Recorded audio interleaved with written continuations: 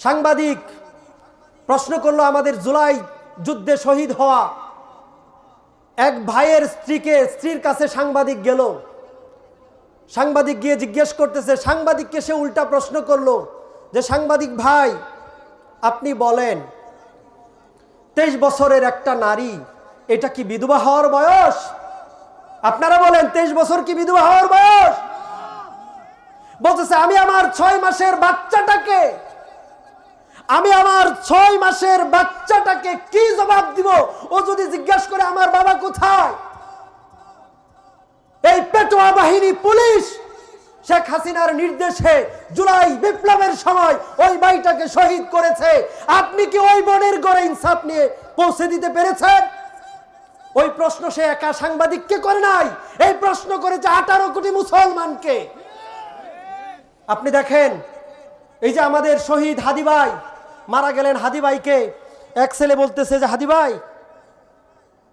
হাদি ভাই আমার চোখটাকে জুলাইয়ের সময় আমি চোখটা হারিয়েছি, আমাকে পুলিশ চোখের মধ্যে গুলি করেছে, আমি আমার এই 2 চোখটা দিয়া আমি আমার মাকে একটু দেখতে চাই।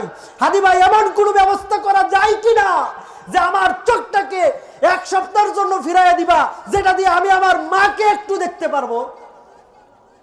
আপনি কি এই ভাইয়ের চোখ ফিরাইয়া দিতে পেরেছেন? এদের কারো কি বিচার হয়েছে? এদের করে কি আপনি ইনসাফ পৌঁছে দিতে পেরেছেন? মনে করছেন এমনি এমনি পার পেয়ে যাবেন? না না। জাহাঙ্গীরনগর বিশ্ববিদ্যালয়ে ধর্ষণে সেঞ্চুরি করে জসিমউদ্দিন মানিক 1996 সালে, আওয়ামী লীগের ক্যাডার 1996 সালে 100টা ধর্ষণ করেছে। 100টা বোনের ইজ্জত লুণ্ঠন করার পরে সে সোশ্যাল মিডিয়াতে, সামাজিক মাধ্যমে সে জানিয়ে দিয়েছে যে দেখো আমি ধর্ষণে সেঞ্চুরি করেছি। তার কি ফাঁসি হয়েছে? তার কি বিচার হয়েছে? ওই বোনদের কাছে আপনি ইনসাফ কিভাবে ফিরাইয়া দিচ্ছেন বলেন? এই পর্যন্ত 96 সাল থেকে এই পর্যন্ত কত বছর হয়েছে? 30 বছর হয়ে গেছে। আপনি কি ওই বোনদের কাছে ইনসাফ ফিরাইয়া দিতে পেরেছেন?